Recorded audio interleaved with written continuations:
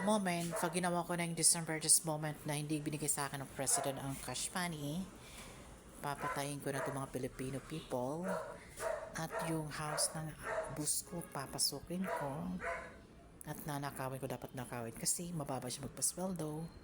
Pero wait mo, binigay sa akin na bonus, 1,000 pesos. Samantala, 5 years na ako sa kanya nagtatrabaho. Di ba pang insulto? Well, tatapusin na natin ang laro. Kaya choice mo, President, ibigay sa akin cash money ngayong December bago mag-25 nang malinis ang usapan.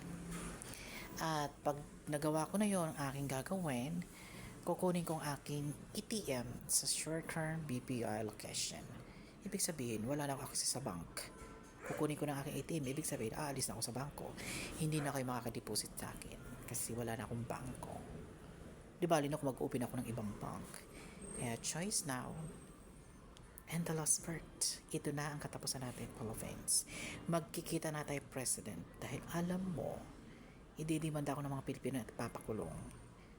O pag ginawa nila, dahil ang anak nila ay nagtatrabaho sa Canada, ang anak ng bus ko nagtatrabaho sa Canada, 2 engineers. Ang kanya namang anak ng babae nagtatrabaho sa Amerika, nurse. Pwede ko silang ipatanggal sa President Donald Trump or whatever American government in Canadian Prime Minister Mark Carney. Well, kaya lalo silang nawalan pag ako kinalaban nila. Go, go, go! Magbilang na ng pera ngayon at dapat nga ang BPI ngayon tawagan ako. Oh, Mr. Tobias, your charismatic government here. Tatawagan ako ng bangko ko at kukunin ko ang pera sa kanila. Hindi ako kukuha sa ATM doon sa loob kasi marami yon. So, ibibigay sa akin ng Philippines 100 million Philippine peso.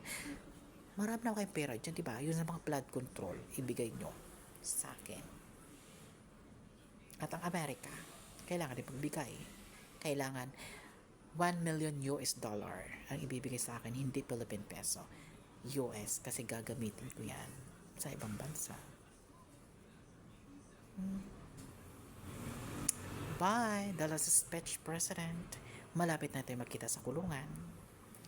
Cheers for the dead and destroy life because the God is coming and World War III. Thank you.